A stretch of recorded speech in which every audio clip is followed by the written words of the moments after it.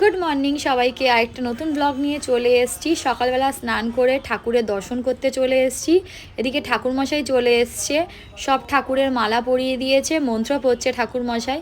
আর আমিও চটপট দর্শন করে সব ঠাকুরকে নমস্কার করে চলে যাব রান্নাঘরের দিকে। তো অভিজিৎ বেরাবে, তার জন্য টিফিন করব।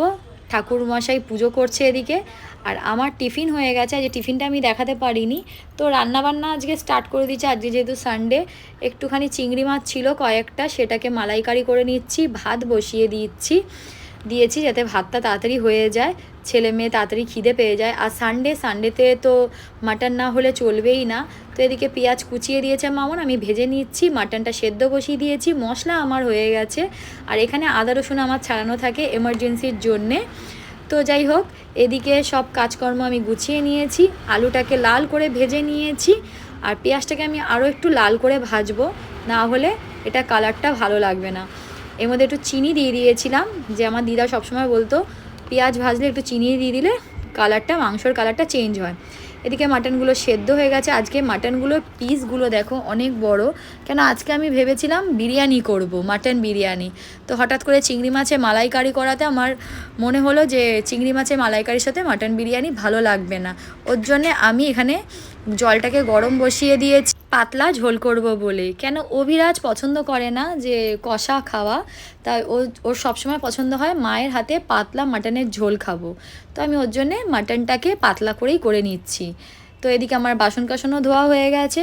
তারপরে সন্ধেবেলায় আমি ক্যাফে 37-এ গেছিলাম, গিয়ে ওখানে একটু কিছুক্ষণ ছিলাম। তো কাস্টমারও এসছিল, অনেক ভিড় ছিল।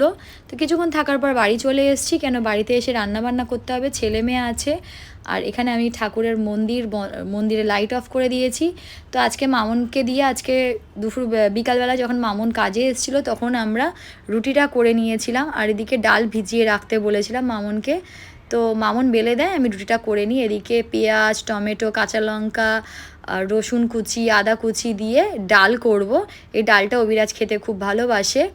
তো এখানে আমি তেল দিয়ে দিয়েছিলাম কড়াইতে, একটা শুকনো লঙ্কা, জিরে ফোড়ন আর একটু হিং দিয়ে দিলাম। খুবই ভালো লাগে, বেশি টাইমও লাগে না। আর এরকমভাবে একদম সিম্পল হয়, বেশি রিচ হয় না। আমি এই যে ভাজবো বলে, তো সব যা পেঁয়াজ কুচি, আদা রসুন টমেটো আর কাঁচা লঙ্কা সমস্ত কুচি দিয়ে ভালো করে একটু ভেজে নেবো। আর এখানে আমি জুম্বা দেখছি।